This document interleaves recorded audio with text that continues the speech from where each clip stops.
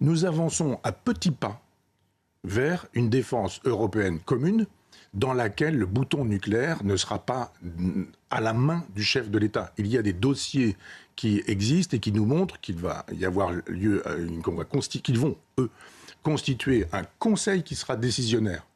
Qui sera le patron du conseil décisionnaire ? La France, dit-il. Oui, lui. Bah oui. Lui. C'est notre décision. Non, c'est nucléaire. pas la France, lui. C'est lui.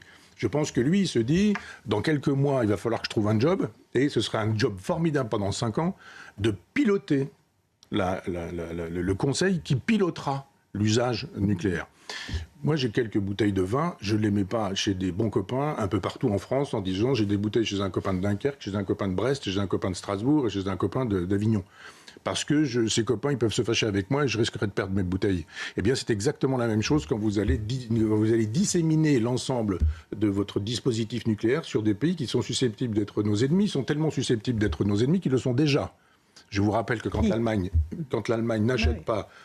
Ah oui, quand l'Allemagne n'achète pas d'avions français, oui. D'avions français, quand il y a un projet d'avion européen et que l'Allemagne torpille l'avion européen pour acheter des avions américains, est-ce que ce sont des amis ? Le général de Gaulle disait fort justement que nous n'avions pas d'amis, nous n'avions que des intérêts.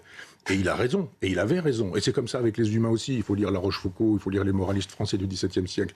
Et quand ces gens d'un seul coup deviennent nos ennemis, qui aurait pu croire qu'un jour un chef de l'État américain ait envie d'envahir le Groenland ? Qui aurait pu penser ça il y a 2 ans ? Personne.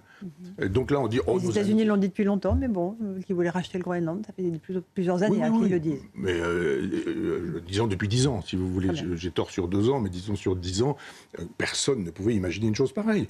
Donc là, c'est quand même très visible que l'Allemagne, que l'Europe de Maastricht, elle a été allemande.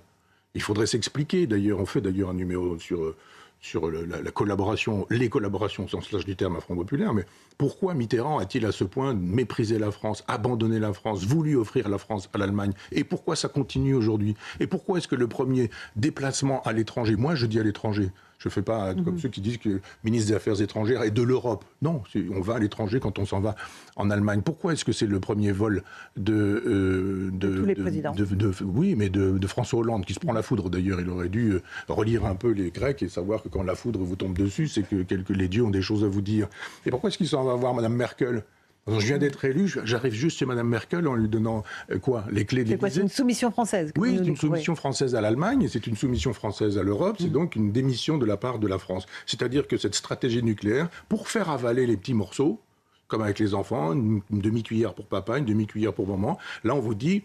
Le bouton sera français. Non, le bouton ne sera pas français. Il y aura une commission qui décidera, dans laquelle le président de la commission peut être français. Mais quand on a un français si peu français, c'est pas la France.